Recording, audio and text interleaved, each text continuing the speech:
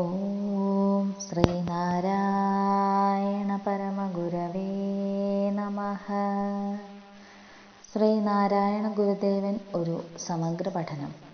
Shri VT Saseendran സാറിൻ്റെ ഗുരുധർമ്മത്തിൽ നിന്ന് ഗുരുദേവൻ നടത്തിയ ക്ഷേത്രപ്രതിഷ്ഠകൾ. കൂർക്കഞ്ചേരി മഹേശ്വര ക്ഷേത്രം 1916. ഗുരു ആലുവയിൽ വിശ്രമിക്കുന്ന സമയത്ത് തൃശ്ശൂരിൽ നിന്ന് കുറച്ചുപേർ വന്ന് തങ്ങൾക്കൊരു ക്ഷേത്രം നിർമ്മിക്കുന്ന കാര്യത്തെക്കുറിച്ച് ഗുരുദേവനുമായി സംസാരിച്ചു. സ്വാമി അപ്പോൾ അവരോട് ചോദിച്ചു, വേണമോ? പിന്നീട് നിങ്ങൾ കാലുമാറുമോ? നാം കല്ല് പ്രതിഷ്ഠിച്ചെന്നും മറ്റും പറയുകയില്ലേ? എന്നിരുന്നാലും ക്ഷേത്രപ്രതിഷ്ഠ നടത്താമെന്ന് സ്വാമി സമ്മതിച്ചു.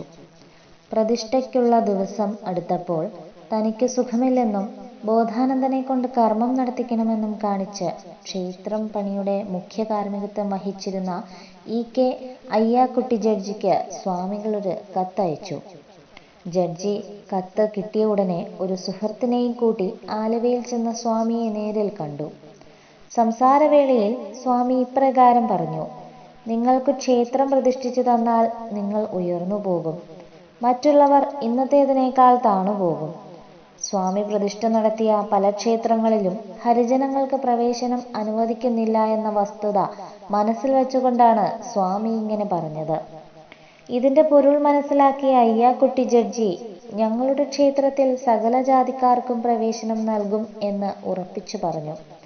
അപ്പോൾ ഗുരുദേവൻ പ്രതിഷ്ഠ നിർവഹിക്കാമെന്ന് സമ്മതിച്ചു.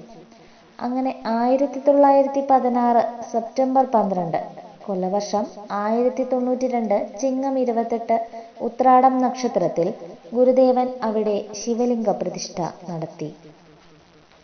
പ്രതിഷ്ഠയ്ക്കുള്ള മുഹൂർത്തം നിശ്ചയിക്കേണ്ടിയിരുന്നത് ഗുരുദേവനായിരുന്നു. 2 മണിക്ക് ഒരു മഴ പെയ്യും, അതാണ് മുഹൂർത്തം എന്ന് കൽപ്പിച്ചിട്ട് ഗുരുദേവൻ എവിടെയോ പോയി. കൃത്യം 2 മണിക്ക് ഒരു മഴ പെയ്തു. തത്സമയം ഗുരു അവിടെ പ്രത്യക്ഷനായി പ്രതിഷ്ഠയും നടത്തി. മകരമാസത്തിലെ തൈപ്പൂയത്തിനാണ് ഇവിടെ ഉത്സവം നടത്തുന്നത്.